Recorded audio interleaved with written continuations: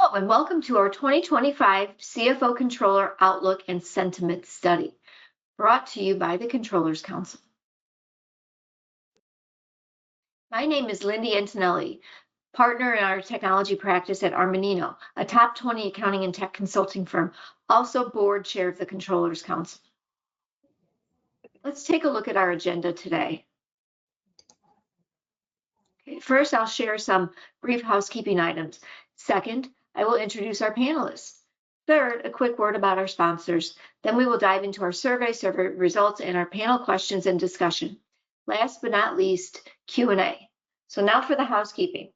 Q&A at the end of the presentation. Please use your GoToWebinar control panel to ask our panelists questions. Next, this webinar is CPE eligible with 4 polling questions. So please answer each poll for CPE or to benchmark your peers. Please allow 1 week for the certificates to get to you. Also regarding CPE, you will receive a brief survey directly after the webcast today, so please complete it. Finally, you will receive a link to this broadcast via email in the next 24 hours. No need for notes or screenshots. Now our panelist, Neil Brown. Neil is the Controllers Council Executive Director. Neil, welcome. Thank you, Lindy. Okay, a special thanks to Controllers Council sponsors for making this timely and important study and broadcast possible. For without them, this broadcasting would not be possible. Citron Cooperman, Tax Audit Technology Advisors, Bill.com, AP Automation, and more. Oracle NetSuite, ERP and business software. Avid Exchange, payments and automation. Insight Software, FP&A, BI, and more. Okay, now let's get started with the sentiment study. Allow me to share the background for this 2025 CFO Controller Outlook and Sentiment Study.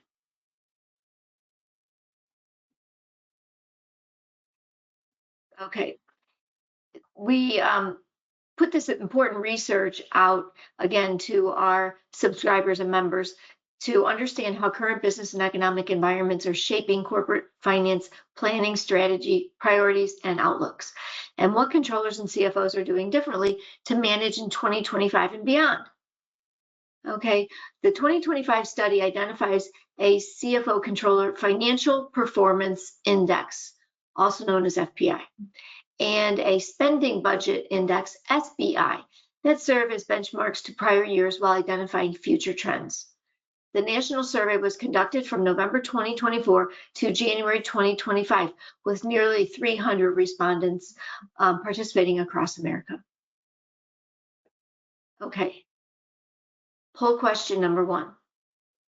What is your prediction of your organization's overall financial performance in 2025 versus 2024? Neil will launch the poll. All right, thank you, Lindy. So select one of the following, please. Take a few seconds.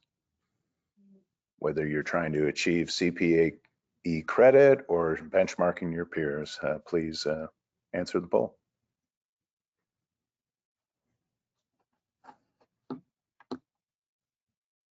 We got some quick fingers today. We're about 80% there. Good.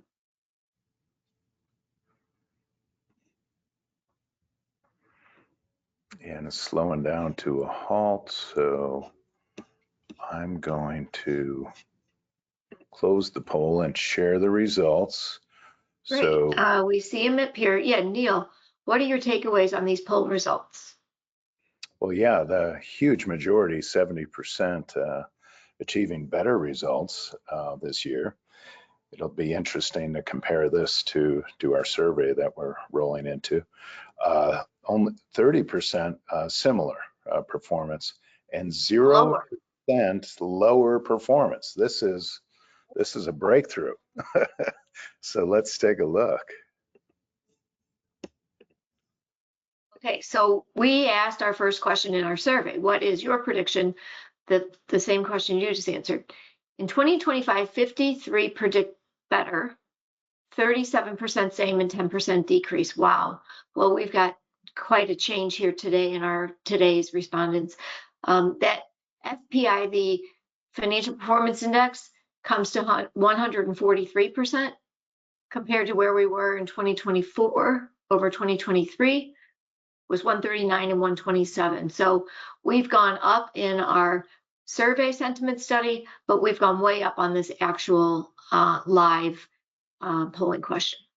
So Neil, what are your thoughts on these bullish predictions? Yeah, I can't believe the polling questions are amazing, even more. So this is just bullish sentiment all over the place, especially our attendees today. So my thoughts are that, well, the pandemic is certainly well behind us. Interest rates lowered throughout 2024, so that's no longer an issue. Inflation is in check, but we'll see that it's still problematic. But inflation is in check from where it was a couple of years ago. So just globally, I think there's extraordinary optimism here. Yeah, I agree. Let's move on to our next question. So our next question in our survey was rate your financial metrics 2025 versus 2024. Okay, the above is listed by highest weighted average increases to lowest weighted.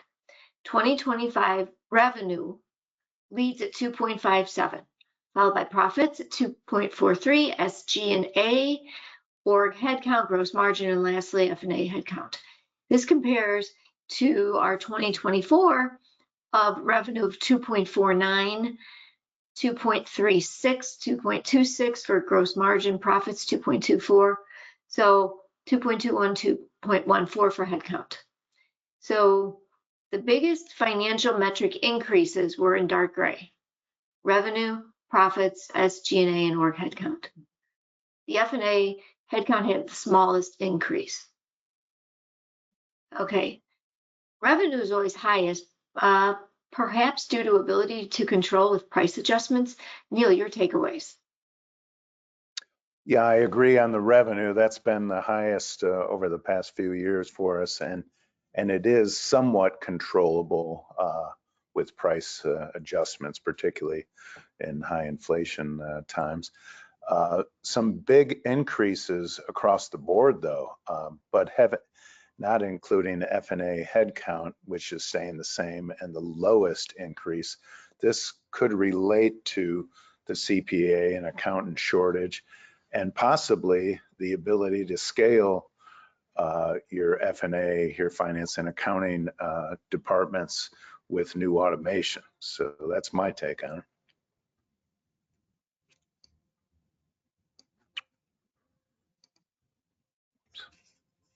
Okay, we're on to question 3 now.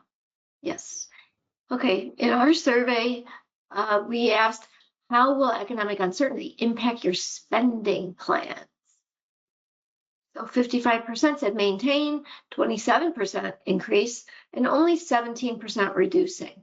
So we subtract the increases from the decreases to calculate the 2025 SBI or spending budget index of 110%. Compared to 2024 was 84 and 2023 was 85. 2025 is bullish. Neil, why do you think the spending sentiment has reversed over 2 years of reduced spending?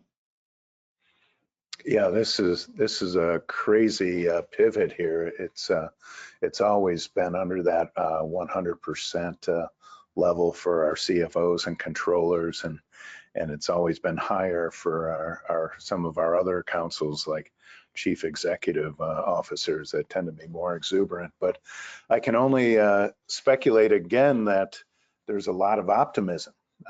There's many strong macroeconomics, but optimism is surprising because I think there is so much political and geopolitical uncertainty still. So, but the U.S. is waving